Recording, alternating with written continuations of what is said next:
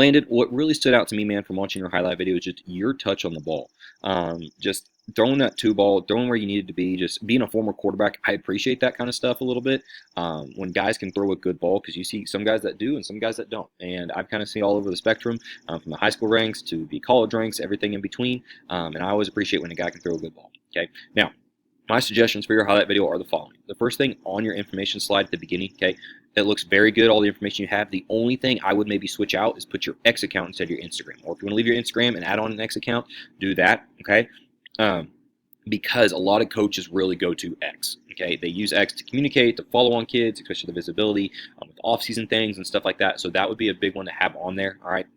And then also upload a picture on the side somewhere of you on that information slide. Okay, that way, just when you come to a camp or something like that, a coach watches your film, they kind of know they might have an idea of who they're looking at, who they're going to be seeing, and stuff like that. That makes a big deal for when a kid walks in the door and everything. Okay, now the importance of that information slide is because a college coach's time is so short and valuable. We want to have all that information as accessible as possible for him when they pull it up. Okay, because personally, I've had to pass on a kid before because I could not find his X account, I couldn't find his email, his phone number, anything like that. Get in touch with him, that I had to pass on. Okay, because they're watching 60 to 100 kids in a day, and they don't have time to go dig for that stuff because it's so short and valuable on their time. Okay, but all that's very good, and just add that X account on, and that'll really help out. Now, remove play/non-highlights, all right? And this is more anything that doesn't showcase your strength or transfer to the next level as much. Okay, we want to help really kind of move the needle. Okay.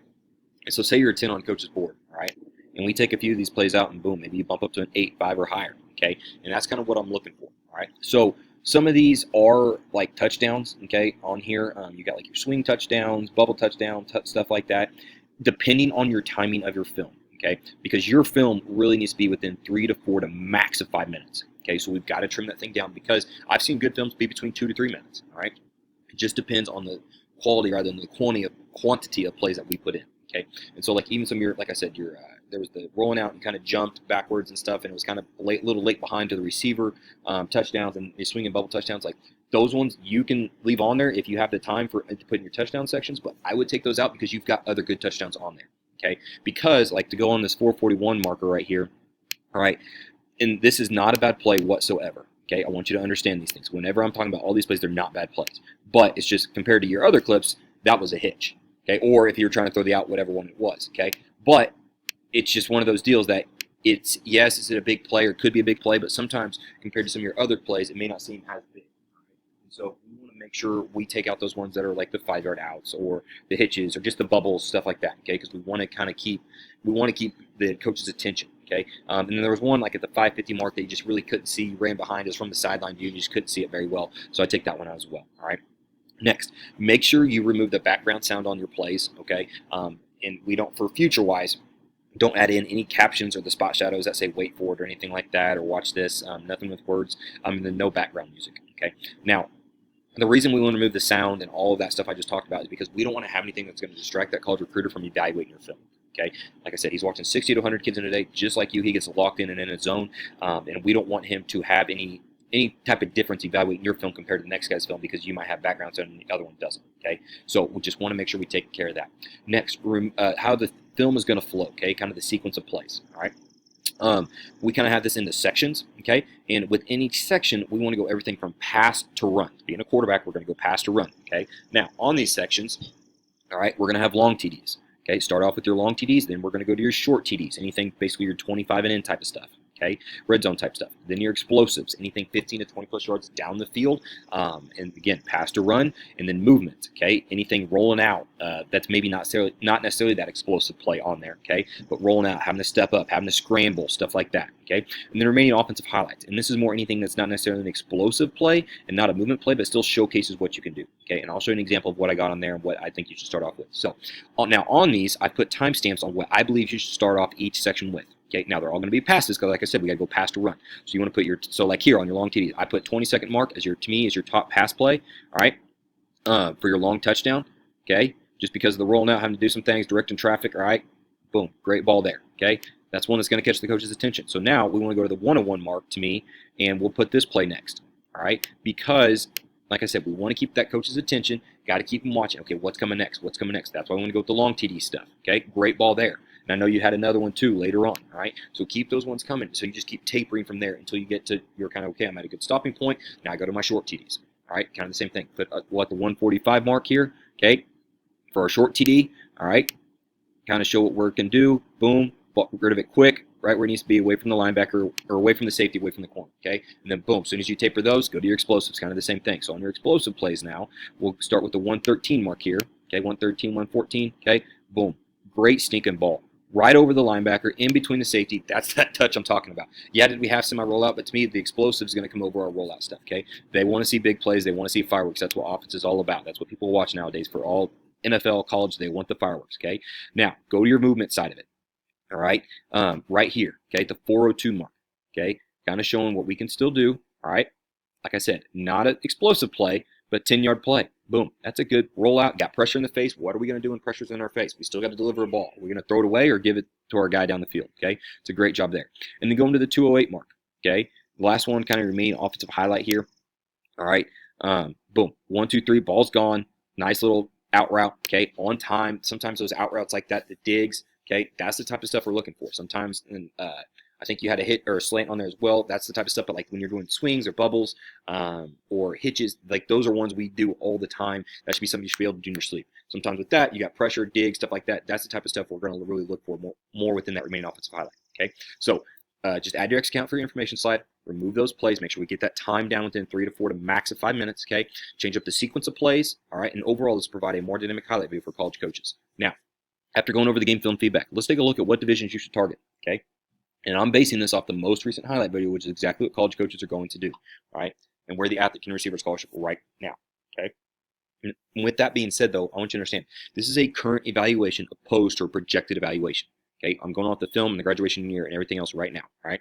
And with that being said, there is a few criteria. First thing they're going to look at is your graduation year, okay? So that's where maybe on your title, don't necessarily put freshman year, because I've seen guys, if they're a freshman or they say JV film or whatever, they don't watch it. Okay, so just put Landon football highlights or Landon your last name highlights. Okay, just however you want to do that is going to kind of help. So that way they at least turn the film on. Okay, you'd rather them turn it on than just see that and then pass on it completely. Okay, so graduation year. Then they're going to, but use this to your advantage too. I'm going to say, because now we know how we're going to need to do recruitment, how we need to improve, how we need to do communication. But then they're also going to look at your size, mobility, accuracy, and your arm strength. Okay. And with that being said, the levels you should look at today for a scholarship are D3 and NAI. Now, you probably won't start getting interest from these college coaches yet due to your graduation year, okay? But that does not mean you can't start getting communication process with these coaches through emailing them and calling them, okay? Make sure you're marketing and branding yourself in the correct way. This is going to be big being an underclassman, okay? You also need to start getting your name out through social media. Follow these coaches on X. Make sure you're DMing these coaches your film, okay? DM them, say, hey, coach, what's going on? Looking forward to being at camp, okay? Making sure you're doing that stuff, okay? And then that brings me to my next point, because prospect camps this year, okay? Make sure we're going to the right camps, all right? We're going to some quarterback camps. That's going to be big. Prospect camps. I wouldn't go to the mega camps, okay? There's 1,000 different kids there, and as an underclassman, they put you to the back, all right? You're in one of the last groups there, and then even when you're an upperclassman, sometimes when there's 1,000 kids there, it's really hard to get a true evaluation on from a college coach's perspective. Okay, you really can't build a relationship and really get to dive into that kid.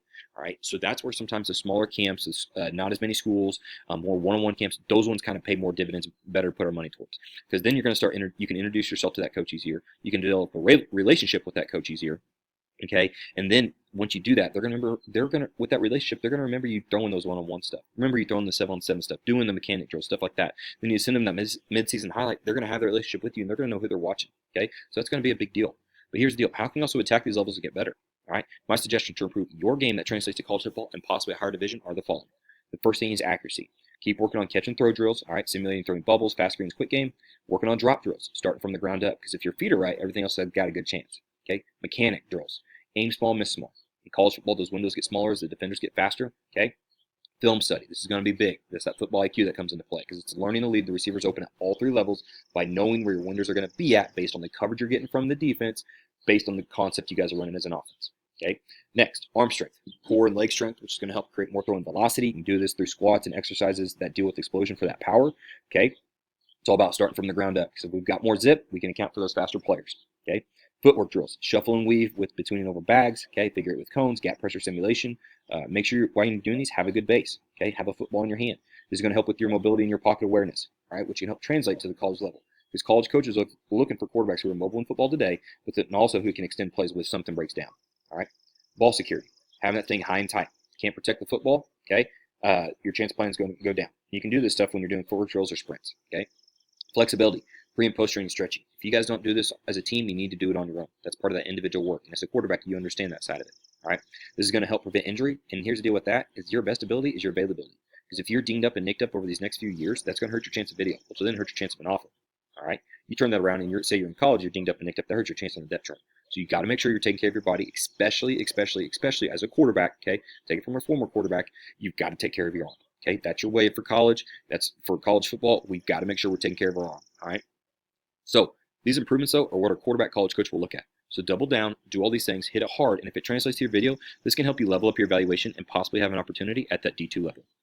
But Landon, at the end of the day, man, everything's really going to come down to your individual work, your outreach, as well as your marketing and social media. And being an underclassman, that is very important for you, okay? And your relationship building with college coaches, which is why the next step is your athlete interview. You're going to get an interview with a coach and get coached on your communication and your interviewing skills, which is critical for the conversations you're about to start having with college coaches. So make sure you watch the video beforehand to be ready to go. If you have any questions, we'll be able to answer them at the end of the interview. Thank you.